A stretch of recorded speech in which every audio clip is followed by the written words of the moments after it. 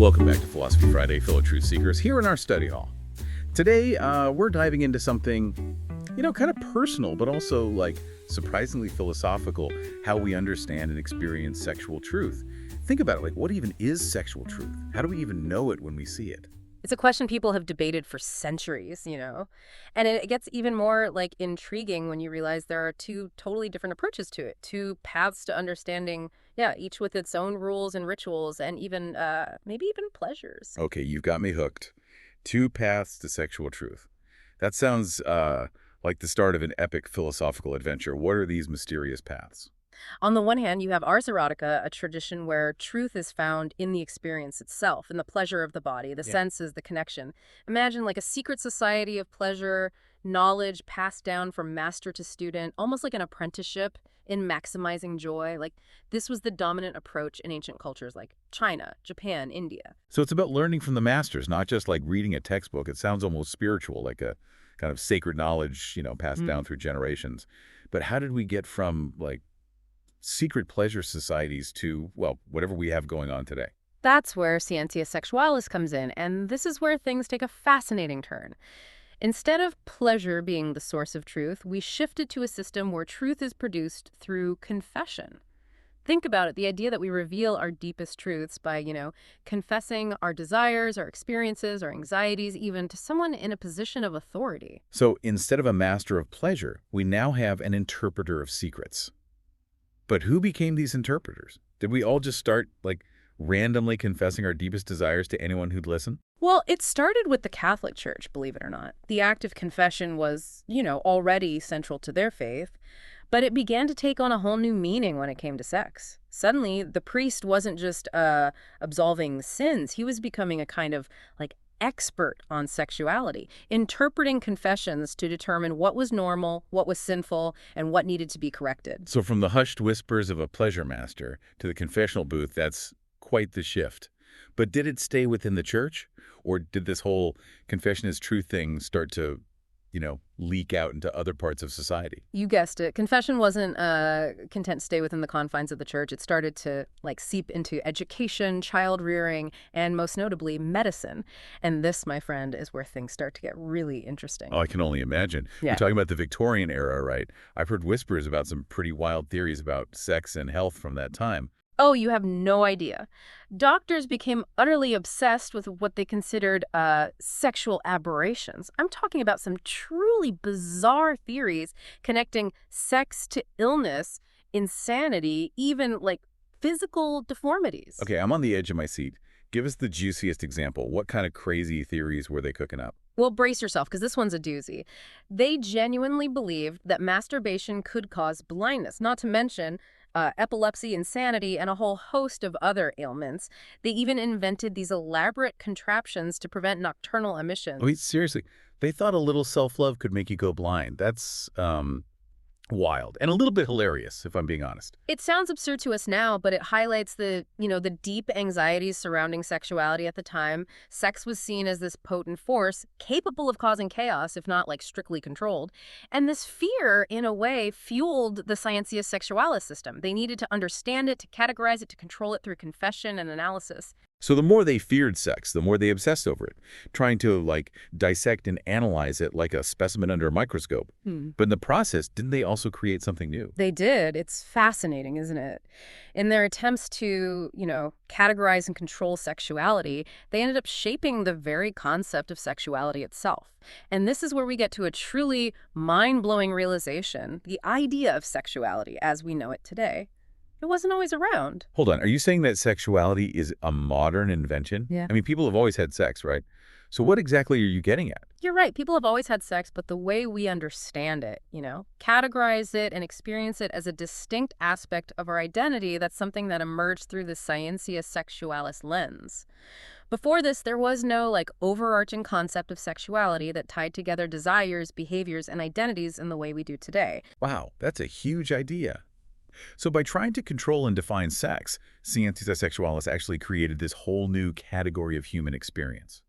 But there's another layer to this, isn't there? This power dynamic you mentioned earlier. Exactly. We shifted from the master guiding you towards pleasure to the interpreter holding the keys to your truth. And this shift is crucial to understanding how Scientia Sexualis operates. Think about it. In this system, who holds the power? Is it the person confessing their deepest desires, bearing their soul, so to speak? Or is it the listener, the one who gets to decide what it all means? That's a great question. It seems like the power definitely shifts to the interpreter, the one who gets to decide what's normal and what's not, what's healthy and what's deviant. It makes you wonder, are we truly free in our expressions of desire? Or are we still, like, trapped in this web of confession and interpretation? That's a question worth pondering, isn't it? And it leads us to the heart of what we're exploring today. Not just the history of sex, but the history of how we think about sex, how we talk about it, and how those ways of thinking shape our experiences. So it's not just about what we do in the bedroom, but about the mental frameworks we bring to the bedroom, the language we use to describe our desires, the judgments we make about ourselves and others. And all of that, it seems, is deeply intertwined with this historical shift from ars erotica to scientia sexualis. Precisely. And understanding that shift is, crucial to understanding ourselves and our relationship to sexuality. But before we go further down that rabbit hole, let's take a moment to revisit ars erotica. Because despite being overshadowed by Scientia Sexualis, I think there are valuable lessons to be learned from this ancient tradition of pleasure. Okay, let's rewind back to those secret societies of pleasure. What can we learn from ars erotica, even in our modern confession-obsessed world? Well, I think ars erotica reminds us of something, crucial that we often forget in our rush to analyze and categorize, something that's at the very heart of human experience. All right, folks, we're about to uncover another layer of this philosophical puzzle. Indeed. At its core, ars erotica reminds us of the importance of pleasure, not just as a fleeting sensation, but as a source of knowledge, a path to, understanding ourselves and our desires. Because instead of dissecting sex under a microscope, ars erotica encourages us to, experience it, to feel it, to revel in the sensations. Yeah.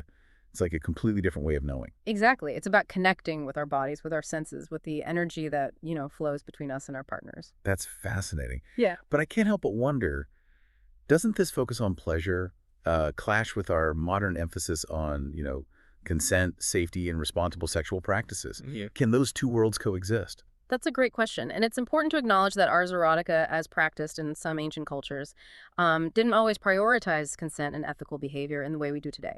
But I think the core principles of pleasure, connection, and embodied knowledge can absolutely be integrated into a modern ethical framework. Okay, I see what you mean. So it's not about, romanticizing the past or ignoring the importance of responsibility. It's about reclaiming the wisdom of pleasure. Yeah. The idea that our bodies can teach us things that no textbook ever could. Precisely. Yeah. And I think that's a really empowering message, especially in a world where we're constantly bombarded with messages about what's normal and what's acceptable when it comes to sex. It's like we've become so focused on analyzing and categorizing sex that we've lost touch with this simple joy of experiencing it.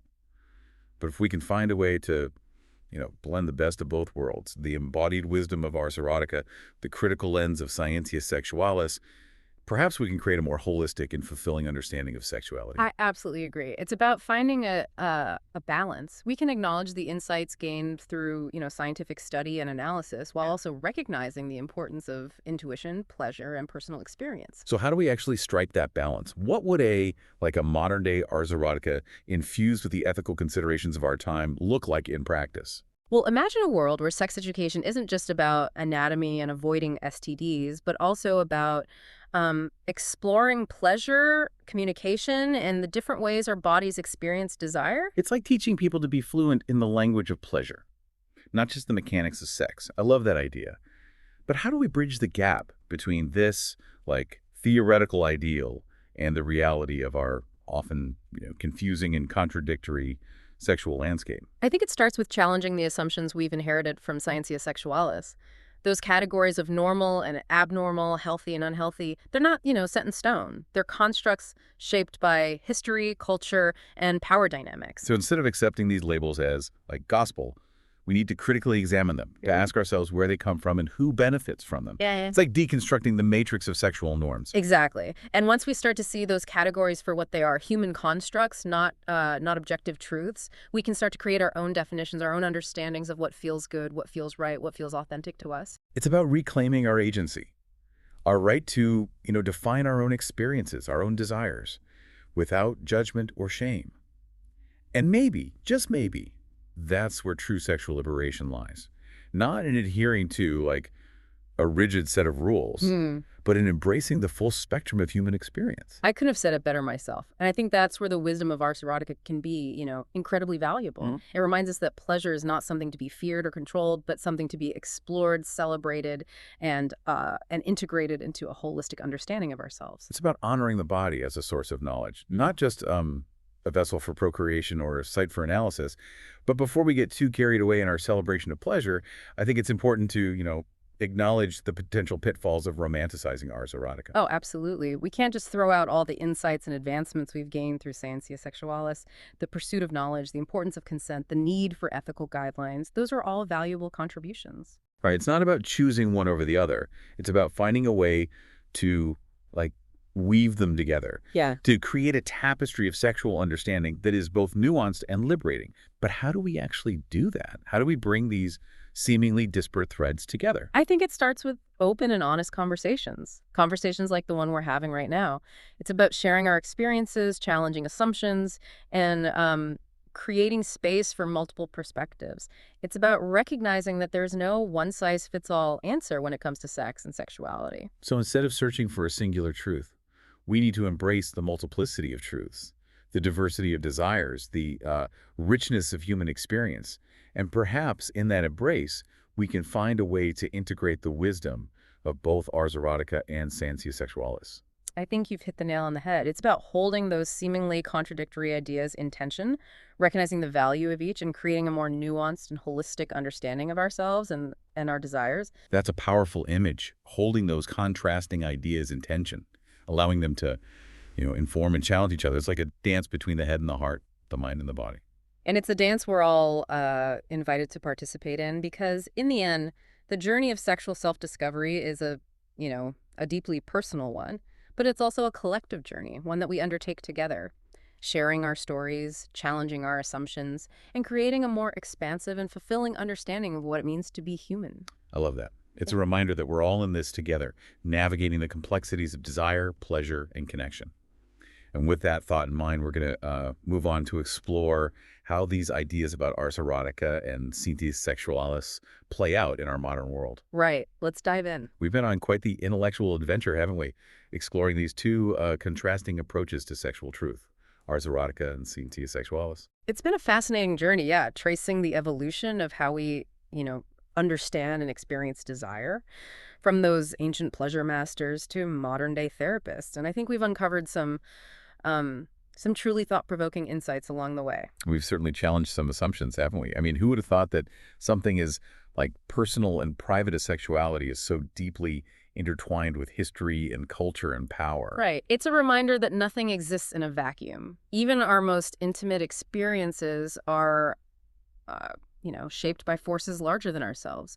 But the good news is, once we become aware of those forces, we can start to reclaim our agency, to question the narratives that have been, imposed upon us, and to create our own definitions of what it means to be, sexual beings. That's a really empowering message. But let's get practical for a moment. Yeah. How do we actually apply these ideas to our everyday lives? Like, how do we integrate the wisdom of ars erotica and Scientia Sexualis in a way that feels authentic and meaningful? I think it starts with curiosity, a willingness to explore, to question, to challenge our own assumptions about what's normal or acceptable when it comes to sex.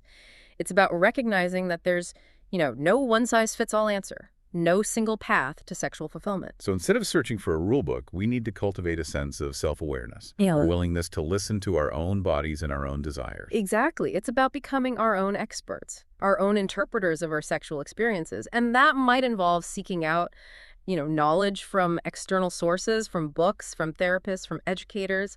But ultimately, the most valuable knowledge comes from within. It's about trusting our instincts, honoring our individual needs and preferences, and recognizing that pleasure is not something to be feared or ashamed of, but something to be, embraced and explored. Precisely. And that exploration can take many forms. It might involve experimenting with different forms of touch, communication, and intimacy. It might involve seeking out new experiences or revisiting old ones with a fresh perspective. The key is to, approach it with a sense of openness, curiosity, and a willingness to learn and grow. It sounds like you're advocating for a kind of radical self-acceptance. Yeah. a celebration of the diversity of human experience. But how do we navigate the complexities of consent, communication, and ethical behavior in this journey of self-discovery? That's where the critical lens of Scientia Sexualis can be incredibly valuable. We can draw on the insights of psychology, sociology, and ethics to help us navigate those complexities, to establish healthy boundaries, and to ensure that our explorations are consensual, respectful, and, enriching for all involved. So it's not about throwing out the rulebook altogether. It's about using it as a guide, a framework for navigating the terrain of sexuality with awareness and responsibility. Exactly. It's about integrating the wisdom of both traditions, recognizing that each has something valuable to offer. Ars erotica reminds us to, honor pleasure, to connect with our bodies, to trust our instincts. While Scientia Sexualis provides us with a framework for understanding the complexities of human behavior, the importance of consent, and the ethical considerations that should guide our actions. It's like weaving those seemingly disparate threads together to create a more nuanced and holistic tapestry of sexual understanding. But I think there's one more piece to this puzzle, isn't there? The role of community, of connection, of sharing our stories and experiences with others. Absolutely. We're not meant to navigate this journey alone. Connecting with others, sharing our experiences, and creating spaces for open and honest dialogue can be incredibly empowering and liberating. It's about breaking down the shame and stigma that have surrounded sexuality for far too long.